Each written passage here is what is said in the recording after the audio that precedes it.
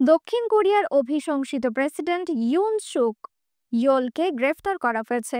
বুধবার স্থানীয় সময় ভোরবেলা রাজধানী সিউলে ইউনের ব্যক্তিগত বাসভবন থেকে তাকে গ্রেফতার করা হয়। খবর রয়টার্সের। প্রতিবেদনে বলা হয়েছে, রাজধানী সিউলের মধ্যাঞ্চলে স্থানীয় সময় মঙ্গলবার সন্ধ্যা 7:30টার দিকে বেশ কয়েকজন কর্মকর্তা মই বে ইউনের বাড়ির প্রাঙ্গণে ঢুকে পড়েন। পরে বাংলাদেশ সময় বুধবার 15 জানুয়ারি সকালে তার গ্রেফতারের বিষয়টি নিশ্চিত করেছে। এর আগে চলতি মাসের শুরুর দিকে একবার ইউনকে গ্রেফতারের জন্য তার বাড়িতে কয়েক ঘন্টার অভিযান চালান তদন্তকারীরা। তবে তার নিরাপত্তা বাহিনীর বাধায় সেই অভিযান ব্যর্থ হয়। এবার দ্বিতীয়বারের মতো অভিযান চালিয়ে তাকে গ্রেফতার করা হয়। গত 3 ডিসেম্বর দক্ষিণ কোরিয়ার সামরিক আইন জারি করেছিলেন ইউন, কিন্তু তীব্র প্রতিরোধের মুখে মাত্র 6 ঘন্টার মাথায় তিনি তা প্রত্যাহারে বাধ্য হন। স্বল্পস্থায়ী এই সামরিক আইন জারির জেরে গত 14 ডিসেম্বর ইউনকে দেশটির পার্লামেন্টে অভিশংসন করা হয়। প্রেসিডেন্টের দায়িত্ব থেকে তাকে সামরিক বরখাস্ত করা হয়। রাষ্ট্রদ্রোহ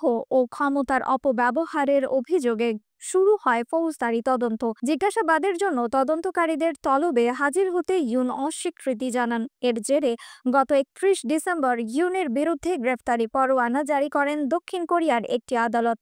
নিউজ ডেস্ক, রিফাত ইসলাম, ভোরের আকাশ।